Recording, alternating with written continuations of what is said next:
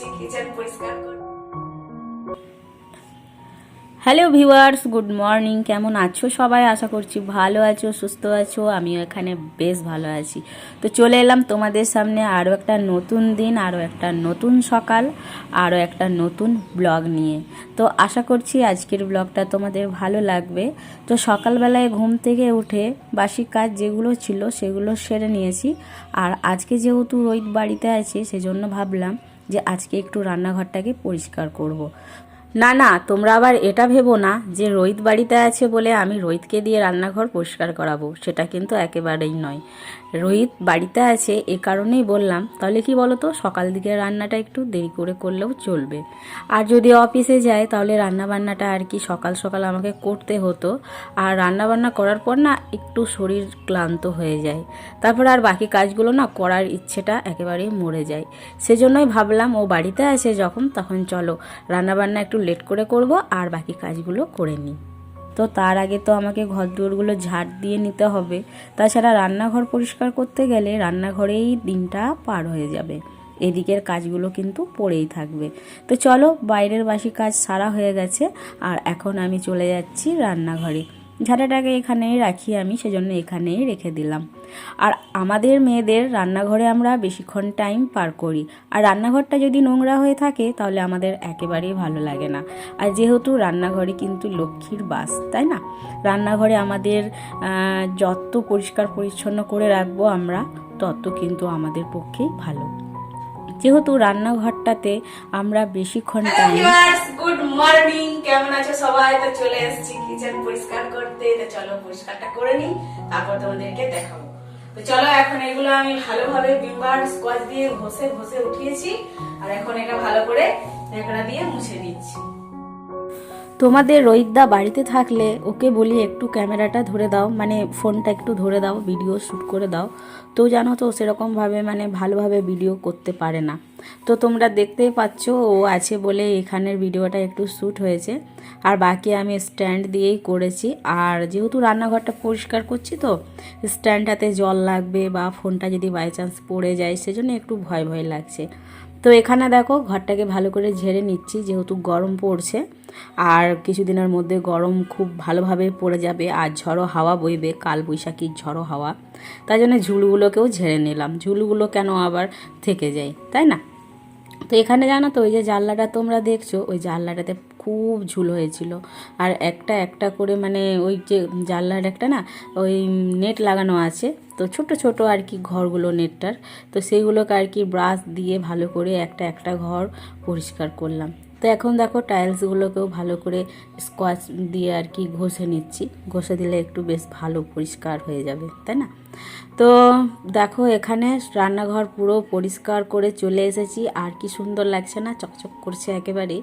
তো ভেবেছিলাম যে আজকেই রান্নাঘরটাকে পরিষ্কার করে নেব, একেবারে মানে টোটালি অর্গানাইজও করে নেব, তারপর তোমাদের সঙ্গে শেয়ার করব, কিন্তু সেটা আর হলো না। কেন বলো তো, এই যে রান্নাঘর পরিষ্কার করার পর কিন্তু আমাকে খাবারও বানাতে হবে। তো যাই হোক, ও বললো যে আজকে তোমাকে আর ভাত করতে হবে না, তাড়াতাড়ির মধ্যে একটু লুচি আর কুমড়োর তরকারি করে দাও, সেটাই আজকে খেয়ে নেবো, তারপর রাতের দিকে তখন রান্না বান্না হবে, তাই না? তো যাই হোক দেখো এখানে লুচি কুমড়ো তরকারি খাওয়া দাওয়ার পর অনেকটা টাইম রেস্ট নিয়েছি। রান্নাঘরের কাজ বুঝতেই পারছো তো কতটা কষ্টকর, আর ওই তেল চিটচিটা নিয়ে একেবারে মানে কিছু বলার নেই। তো যাই হোক এখানে দেখো আমরা চা খেয়ে নিচ্ছি, একটু অনেকটা টাইম রেস্ট করলাম, শুয়েছিলাম, আর সন্ধ্যেটা আজকে দেওয়া হয়নি জানো। তো চা এখন বাজে তোমাদের কটা বাজে, 7:45। তো এখানে রোহিত বসে আছে আর চাটা খাওয়া হলো। তো চলো এখন চা খাওয়ার প্লেটগুলো নিয়ে যাবো রান্নাঘরে। আর কি হয়েছে বলো তো, সকাল থেকে রান্নাঘরের ক্লিন মানে রান্নাঘর ক্লিন করা যে কতটা মুশকিল তোমাদেরকে কি বলবো, মানে অনেকটা টাইম বেরিয়ে গেছে রান্নাঘর পরিষ্কার করতে করতে। তো চলো এখন দেখো এখানে নামিয়ে রেখেছি সবজি, এই সবজিগুলো কাটবো, কেটে রাখবো কালকে সকালের জন্য। সকালবেলায় রোহিত ডিউটি যাবে, যেহেতু আজকে শরীরটা ভালো নেই সেজন্য ঘরেই আছে। তো কালকে তো ডিউটি যাবে, সেজন্য আর কি তরকারিগুলো কেটে টেটে ফ্রিজের মধ্যে স্টোর করে দেবো সকালবেলায়, তাহলে রান্না করতে একটু সুবিধা হবে। তো চলো এখন যা যাক রান্নাঘরে, প্লেটগুলো ওখানে আছে কাপ প্লেট, ওগুলো ধুতে হবে। তো চলো দেখি আরো কি কি করি তোমাদের সঙ্গে অবশ্যই শেয়ার করব। কেমন আছো এখন তুমি?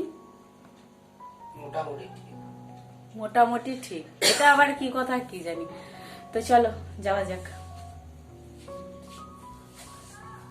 লাইট অফ করে দাও। চলে এলাম রান্নাঘরে এসে দেখি যে একটু লাইটটা রান্নাঘরের কম, বুঝেছো, সেজন্য একটু কালো কালো দেখাচ্ছে। তো যাই হোক, এখন আমি বাসনগুলো ধুয়ে নিই, আর ধুয়ে তারপর রেখে দেব। আর এদিকে দরজায় কড়া নাড়ছে, দেখি গিয়ে আবার কে এসেছে ছিলাম, তা করতে দেখি মা, তারপর ভাইয়ের বউ সবাই এসে হাজির। তো যাই হোক, ওদের জন্য আবার একটু চাটা করে দেব। আর এই যে তোমাদের দাদা ভাই রয়েছে, একটু বাইরে গেছিলো। কেন বলো তো, আমার একটা মানে আমাকে যে সারপ্রাইজ গিফট দেবে, সেই ব্লগটা তোমাদের সামনে অবশ্যই আসবে, সেটাও তোমাদেরকে দেখাবো। Good evening. নিয়েছি এই যে সবজিগুলো কাটবো, চলো এখন কেটে রাখা যাক।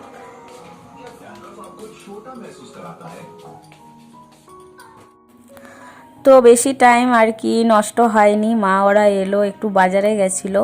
আর যেহেতু আমাদের বাড়ি মানে কাছাকাছি, সেজন্য এদিক দিয়ে যাচ্ছিল, তো আমাদের ঘরে একটু ঢুকে গেছিলো। কিছুক্ষণ বসলো, ওই আধ ঘন্টার মতো, ওই 8:30টার মতো আর কি। তো তারপরে আর কি গেল ওরা চাটা খেয়ে। তো আমি ভাবলাম যে না, বসে থেকে কোনো লাভ নেই, চলো তরকারিগুলো কেটে নিই, কেটে আর কি ফ্রিজের মধ্যে রেখে দেবো। তাহলে সকালবেলায় রান্না টান্না করতে না সুবিধা হয়। আর যদি তরকারিগুলো কেটে না রাখি, তো সকালবেলায় আমি 7টার সময় উঠি, আর 7টার সময় উঠে ওই দুটো তরকারি ডাল ভাত করতে অনেকটা টাইম লেগে যায় জানো। সেজন্য ভাবি যে না না, আমি একটু কষ্ট করে রাতের দিকে কাজগুলো গুছিয়ে রাখি জানো। তো যাই হোক, আজকের ব্লগটা কেমন লাগলো তোমাদের, আমার রান্নাঘর পরিষ্কার করাটা বা কিচেন ক্লিনিং, যাই বলবে তোমরা।